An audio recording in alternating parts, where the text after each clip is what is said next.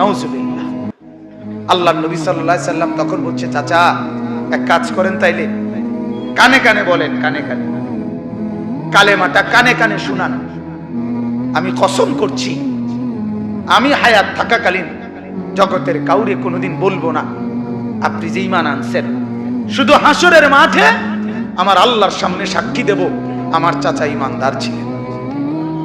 এতদূর সুযোগ দেন, এতদূর সুযোগ। আবু তালেব বলছে, না ভাতিজা, জানাজানি হয়ে যাবে। গোপনে বললেও জানাজানি হয়ে যাবে, বলবো না। সর্বশেষ আল্লাহর নবী সাল্লাল্লাহু আলাইহি সাল্লাম অঝরে চোখের পানি ছেড়ে দিছে, কাঁদতে কাঁদতে বলছেন, চাচা আপনি যদি ঈমান হারা হয়ে কবরে যান, আপনার কবরে আযাব হবে, আপনার জাহান্নামে আযাব হবে। আর আমি ভাতিজা মুহাম্মদ সেটা কেমনে সহ্য করুম চাচা? আপনি আগুনে জ্বলবেন, আমি এটা মেনে নেব কেমনে? মনটারে বুঝাই কেমনে চাচা? এই জন্য না এত বেশি আহাজারি করতেছি চাচা, আপনি পড়েন না কালেমা।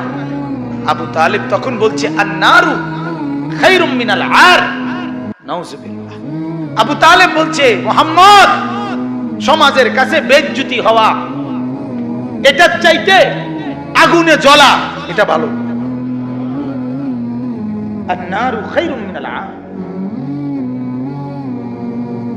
সমাজের কাছে আর মানে লজ্জিত, লজ্জিত হওয়ার চাইতে জাহান্নামের আগুনে জ্বলবো এটা ভালো। আবু তালেব বলল, মুহাম্মদ, জাহান্নামের আগুনে প্রয়োজনে জ্বলবো, কিন্তু বেজ্জতি হইতে দিতাম না। কার কাছে? সমাজের কাছে। কার কাছে বলেন না?